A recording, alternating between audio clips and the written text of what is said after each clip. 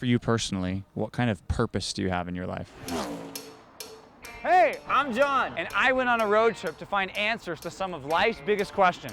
Join me on the road trip to truth. Truth, it doesn't exist, in my opinion. It doesn't matter what somebody else thinks. No certainty, everything is subjective.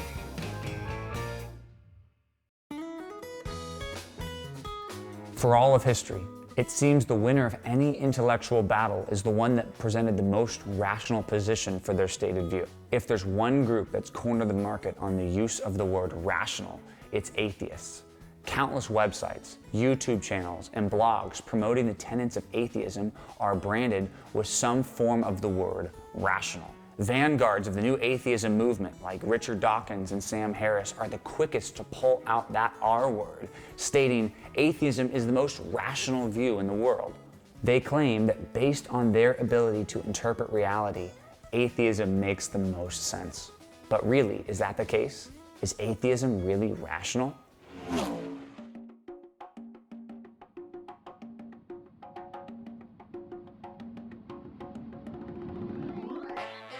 Dr. Jason Lisle has a PhD in astrophysics from the University of Colorado.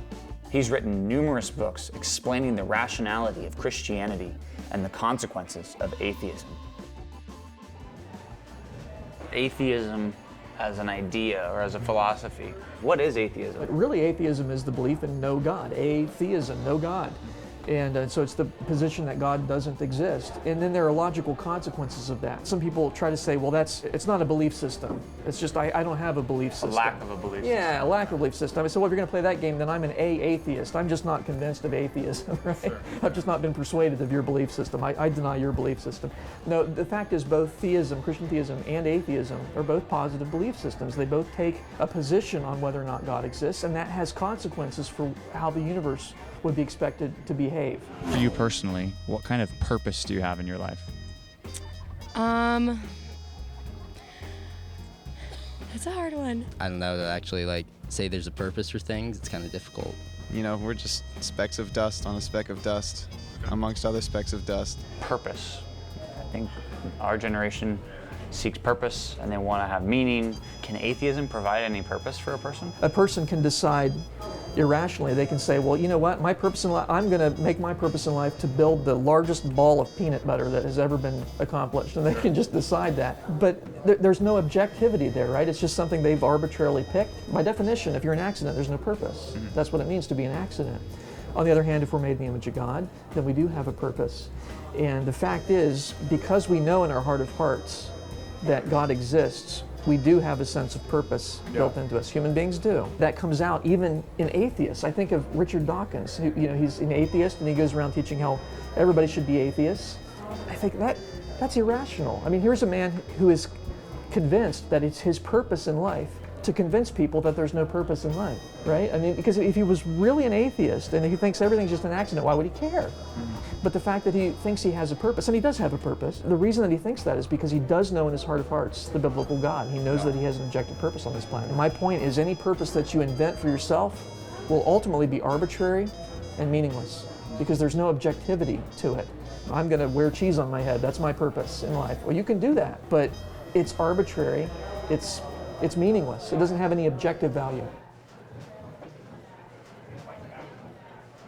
My friends who are atheists, and I'm sure yours too, most of them are materialists. They Yes. believe in materialism. How could you explain that? So materialism is the belief that everything that exists is made of atoms or energy. So everything that exists has a position in space. It's material. And that's a self-refuting position because anyone who would try to argue for that would have to use laws of logic in order to make the argument. Okay. But the problem is laws of logic are not made up of atoms. You can't point your telescope somewhere and see a law of logic or accidentally stub your toe on a law of logic. They're non-material. And so the materialist has to use something that cannot exist in his worldview in order to prove his worldview. It's an inherently irrational position.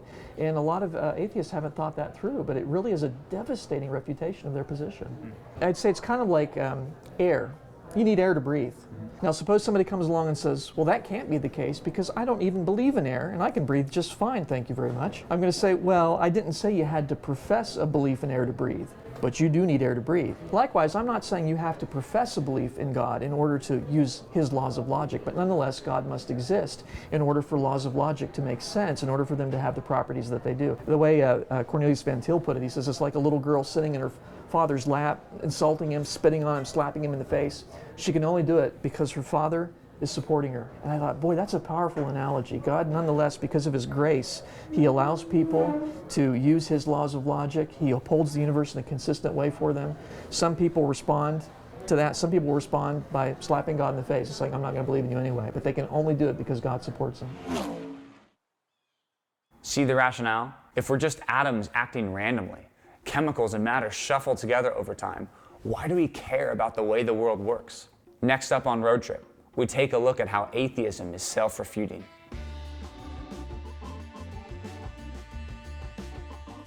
What's up, guys? Thanks for watching. Hope you enjoyed that. Next week, we got more content coming at you, so make sure you subscribe.